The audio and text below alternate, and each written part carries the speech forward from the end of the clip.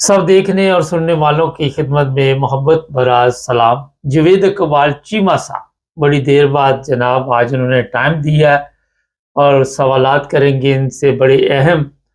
السلام علیکم چیمہ صاحب۔ جی وعلیکم السلام ورحمۃ اللہ وبرکاتہ جناب مبارک صاحب۔ ہاں جی چیمہ صاحب، کیا حال ہے؟ جی ٹھیک الحمدللہ۔ اچھا یہ بتائیے کہ پاکستان کے جو موجودہ حالات ہیں، اور آپ کو یہ بھی پتا ہے کہ ہمارے chief of army staff London میں آئے ہوئے تھے، واپس چلیں گے یا یہاں پہ ہے، تو یہاں پہ جو عزت دی گئی ہے وہ مناسب تھی ان کے لیے؟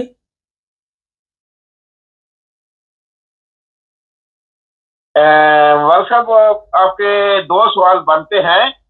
پہلا سوال یہ ہے کہ پاکستان کے کیا حالات ہیں جی، تو اس کا جواب تو یہ ہے کہ پاکستان اپنی تاریخ کی بدترین سطح پہ پہنچ چکا ہے۔ پاکستان میں پچھلے 70 سال یا 71 سال یا 75 سال جب سے یہ 1947 سے وجود میں آیا ہے، پاکستان کے بدتر حالات اس سے پہلے کبھی نہیں ہوئے تھے جو اب ہیں۔ اب تو شاید یہاں تک کہہ سکتا ہوں کہ پہلے وینٹیلیٹر پہ لگا تھا، اب تو تہ خانے میں چلا گیا ہے، صدر خانے میں چلا گیا ہے۔ اناؤنسمنٹ باقی ہے کہ ڈیتھ ہو چکی ہے کہ نہیں ہے، وہ اس کا جو ہے نا ابھی انتظار کیا جا رہا ہے، چھپایا جا رہا ہے کہ اس کو دفن کرنا ہے یا پھر کوئی مسیحا کسی مسیحا کا انتظار کرنا ہے۔ یہ ہے صورت پاکستان کی۔ تو جہاں تک دوسرے سوال کا تعلق ہے کہ وہ آئے تھے، ان کی کیا حوصلہ افزائی ہوئی ہے لندن میں اور کیا یہ ہونا چاہیے تھا، میرے خیال کے اندر تو یہ ہے کہ اس سے بھی بدتر ان کے ساتھ سلوک ہونا چاہیے تھا، کیونکہ ایک انسان کو میں نے نہیں، اللہ جل شانہ نے اس کو عزت دی، عزت کے رتبے پر پہنچایا اور اس مقام پہ پہنچایا، مگر اللہ جل شانہ کا قانون ہے کہ وہ کچھ دے کے بھی بندے کو آزماتا ہے اور کچھ چھین کے بھی بندے کو آزماتا ہے۔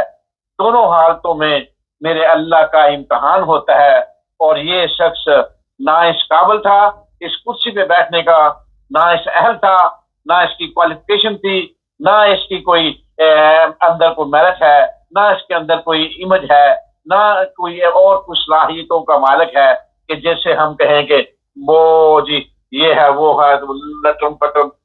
بس اس شخص نے انتہائی جو ہے نا انتہائی احمقانہ طور پہ، یا سمجھ لیں کہ انا، بغض، حسد، کینہ، نفرت، اندر جو بھی اسلام کے منافی باتیں ہیں وہ اس کے اندر موجود ہے، اور میں تو سمجھتا ہوں کہ اس شخص نے ملک کے ساتھ وہ بہت بڑی غداری کی ہے، اور میں اس کے بارے میں اور دوسرے انسانوں کے بارے میں ایک بڑے بڑے دوست نے کیا خوب کہا تھا، اللہ نے تو بار بار کہا، انسانوں نے بھی انسانوں کو سمجھانے کی کوشش کی، مگر نہ ہم نے اللہ کی سنی، نہ اللہ کے نبی کی سنی، اور نہ انسانوں کی سنی۔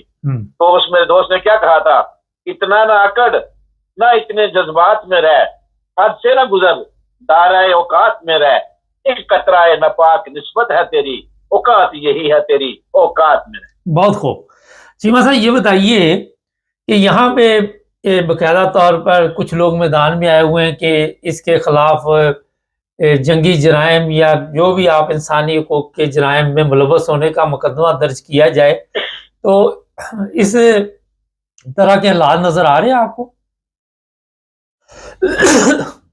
ہاں جی، ایک میں مصدقہ اطلاع تو نہیں کہہ سکتا، بہرحال ایک اطلاع مل رہی ہے مانچسٹر کے اندر، لندن سے خبر آ رہی ہے کہ ایک ایف آئی آر درج ہو چکی ہے اس کے خلاف۔ ابھی اس کی تصدیق ہونا باقی ہے، ابھی اور بھی کے پرچے ہوں گے دوسرے لوگوں کو بھی جنہوں نے 26 نومبر کو ڈائریکٹ گولیاں چلائیں۔ بہرحال ایک شخص نے، جو دنیا میں پہلا شخص ہے میرے خیال میں جس نے اس کو ایک خطاب دیا ہے، اس کو چلو قاتل کا ہم نے اور اس کو بہت سارے خطاب دیے، اس نے کہا ہے بچر آف اسلام آباد، اور وہ ہے زلمے خلیل امریکہ سے۔ اس نے اس کو بچر آف اسلام آباد کہا ہے، कि इस्लामाबाद का कसाई यूके में आया हुआ है और उसने इसके ऊपर बड़ा नाराजगी का इजहार किया है यूके गवर्नमेंट के साथ कि तुमने इस बुचर ऑफ इस्लामाबाद को यूके में क्यों बुलाया। एक तो ये बात है। तो दूसरी बात ये है कि मैं जो बार बार कहा करता हूँ कि पाकिस्तान की तकदीर का मसला एक है, इनकलाब is only solution of our country, there is no other way to change this bloody nonsense system. और दूसरी बात जो सबसे बड़ी अहम है वो है कि हम जो है ना हम ये समझे कि इस शख्स ने जो एक आते थे ना कौमों के ऊपर नबी, 1,24,000 पैगंबर आए, वो कौमों के ऊपर भेजे गए, हर कौम के अंदर एक खराबी थी तो एक नबी आता था। और मेरे महबूब की जो है ना वो कौम इस वक्त जो पाकिस्तान में बस रही है उसके अंदर आप अंदाजा करें कि वो सारी की सारी 1,24,000 पैगंबरों की कौमों वाली सारी बुराइयां उसमें मौजूद है। और फिर अजाब इलाही तो आना ही था, तो अजाब इलाही आया हुआ है इसकी शक्ल में और जनरल रानी की शक्ल में।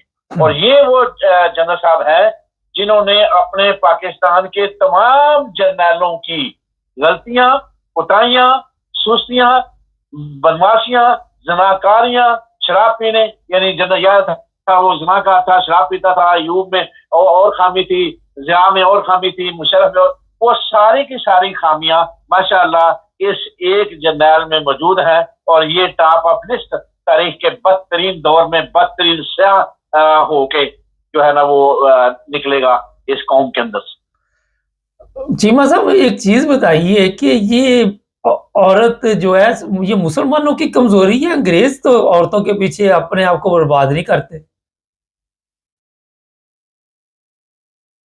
पाकिस्तानी कौम की कुछ फितरत है, मुसलमान हुकूमतें भी औरत की काफी हुकूमतें औरतों की वजह से तबाह हुई।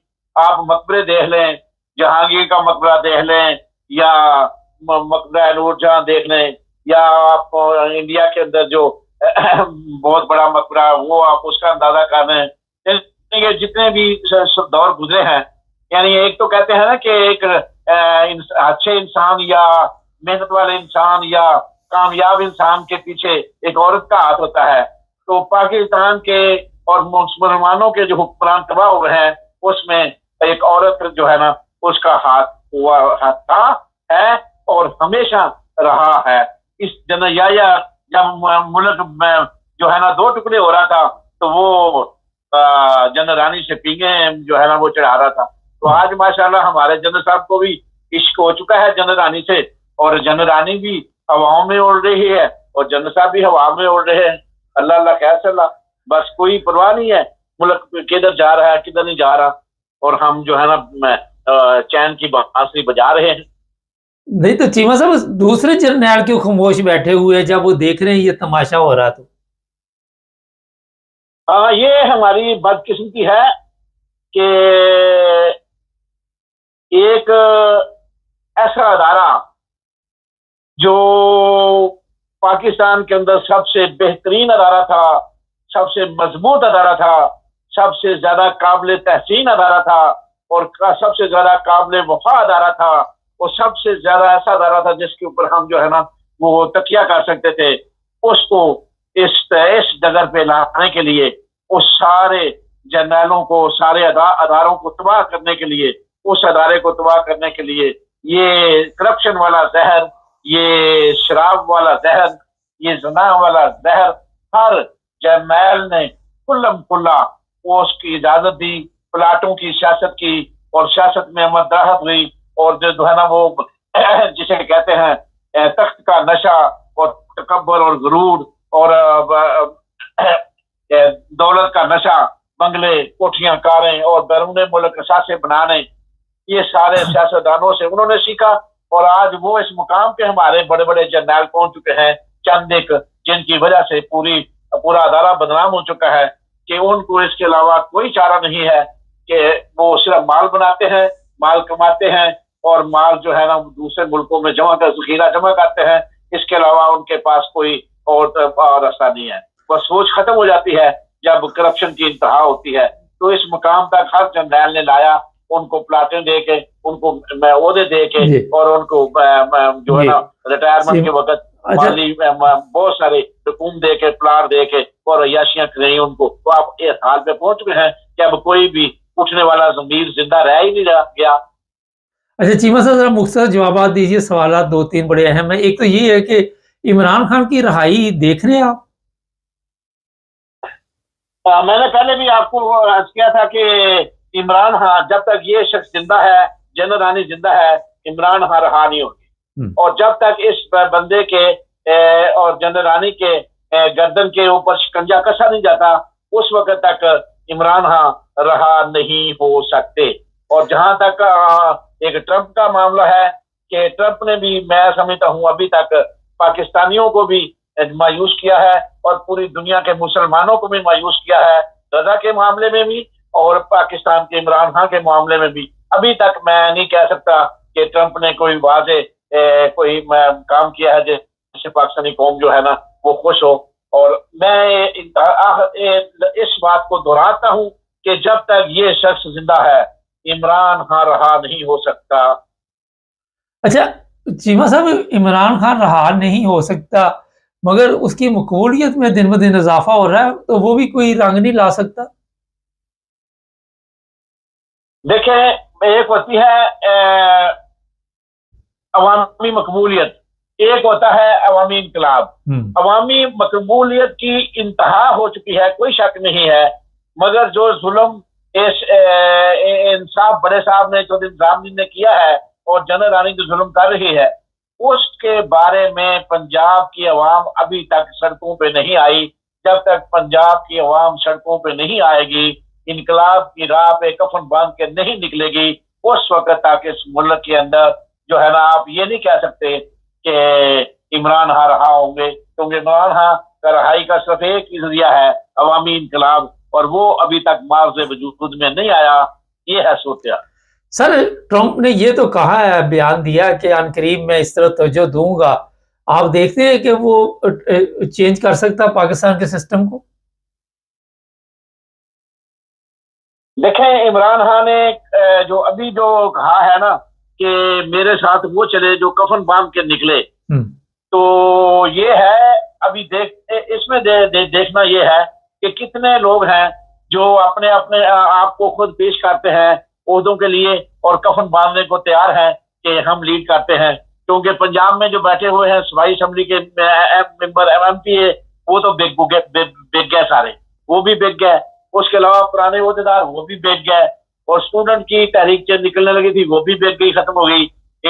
وکلا کو بھی خرید لیا گیا. ابھی بھی وکلا قانونی پلاٹوں کا وعدہ کیا گیا تھا، مگر ووٹ کی حد تک یہ ہے کہ لوگ ووٹ دیتے ہیں، مقبولیت بڑھ رہی ہے، پتہ ہے سب کو. مگر جب نکلنے کی بات آتی ہے تو ڈر اور خوف اتنا پھیلایا ہوا ہے چودھری نظام الدین نے کہ اس سے مسئلہ جو ہے نا وہ ابھی تک اڑا ہوا ہے. اب یہ ڈر اور خوف کا بت کب ٹوٹتا ہے، یہ ہے آخری اسٹیج.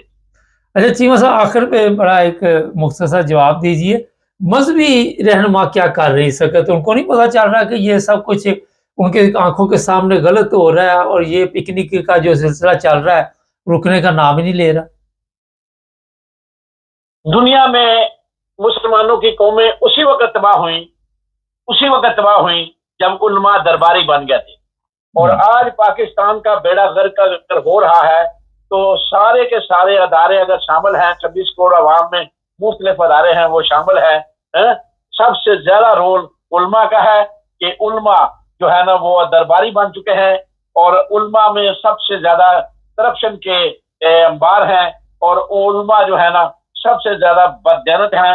آپ اس سے زیادہ بددیانتی کا اندازہ کیا لگائیں کہ ایک بڑی داڑھی والے عالم صاحب شہباز شریف وزیر اعظم کے ساتھ بیٹھے ہوئے ہیں، اور جو ہے نا وہ تلاوت قرآن پاک کی وہ ان سے کروانی تھی. شہباز شریف خود شروع ہو گیا اور سورۃ کوثر پڑھ نہیں سکا، اور اس عالم کے جو ساتھ بیٹھا ہوا ہے اس کے کسی کے منہ سے کوئی لفظ نہیں نکلا.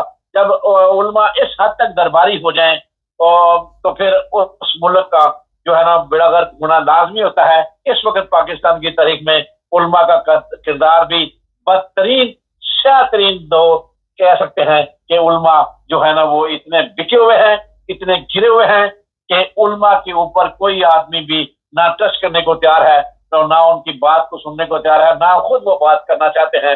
وہ بھی درباری بن چکے ہیں اور جی حضوری بن چکے ہیں، ان کا کوئی دین امان باقی نہیں رہ گیا۔ 2-4 علماء کے علاوہ باقی سارے کے سارے اپنا بیڑا غرق کر چکے ہیں، دنیا اور آخرت تباہ کر چکے ہیں۔ اچھا ٹائم تو ختم ہو گیا، کل شہباز شریف نے بڑا کہا کہ پاکستان کی ترقی کو کوئی نہیں روک سکتا، کون سی ترقی؟ بڑا وہی والا صاحب کا زرداری کو سڑکوں پہ کھینچوں گا، یہ قوم کو کب تک بیوقوف بنائیں گے؟ اب یہ تو بہت مبارک صاحب، یہ تو ان کے بارے میں قوم اب زیادہ دھیان نہیں دیتی اس بات کے اوپر۔ انہیں قوم کو یہ تو پتا ہے کہ یہ تماشگیر ہیں، یہ ڈرامے باز ہیں، یہ منافق ہے، یہ صرف ایک جو ہے نا ٹک ٹاکر ہیں، اس کے علاوہ کچھ نہیں ہے۔ قوم ان کی باتوں پہ، ان کی حرکتوں پہ جو ہے نا وہ دھیان نہیں دیتی۔ قوم کو اس بات کا اندازہ یہ عمران خان کو جاتا ہے کریڈٹ کہ قوم کو شعور دیا ہے، عمران خان نے دیا ہے، اور عمران خان شعور کی انتہا دے کے اپنی انتہا کو پہنچ چکا ہے۔ اب آگے کام صرف انقلاب کا ہے، دیکھتے ہیں کہ انقلاب کب آتا ہے بہت اور شکریہ، وہی پاکستان کی قسمت تک بدل سکتا ہے۔ بہت شکریہ چیمہ صاحب۔ خدا حافظ۔ اچھا جوید اقبال چیمہ صاحب مذہبی اسکالر بھی ہے، میں نے ان کے ساتھ بڑے پروگرام کیے، مجھے تو یاد بھی نہیں، کافی دیر سے چل رہے ہمارے ساتھ، مگر ہمیشہ حق اور سچ کی آواز میں یہ آواز بلند کرتے ہیں، بڑا درد رکھتے ہیں پاکستانی عوام کے لیے، اور یہاں پہ یہ نہیں کہتے کہ فلاں کی غلطی ہے یا فلاں کی غلطی، جس کی غلطی ہے باقاعدہ طور پر اسی کی طرف بالکل 100% اشارہ کرتے ہیں کہ یہ لوگ جو ہے یہ غلط جا رہے ہیں۔ علماء کے بارے میں بھی کافی دفعہ انہوں نے اسی طرح کے اپنے تاثرات بیان کیے، سیاستدانوں کے بارے میں بھی، چودھری نظام اینڈ کمپنی کے بارے میں بھی، اور ایک نڈر آدمی ہے۔ بہرحال پاکستان میں اگر اس طرح کے لوگ ہوں تو انقلاب لانا کوئی مشکل کام نہیں، مگر اس طرح کے لوگ بہت کم ہیں اور بڑی مشکل ہے، وہاں پہ بڑے حالات خراب ہیں۔ ناظرین چینل کو سبسکرائب کرنا مت بھولیں، ہمارے پروگرام آپ اور بھی دیکھتے رہیں گے، جڑے رہیں ہمارے ساتھ۔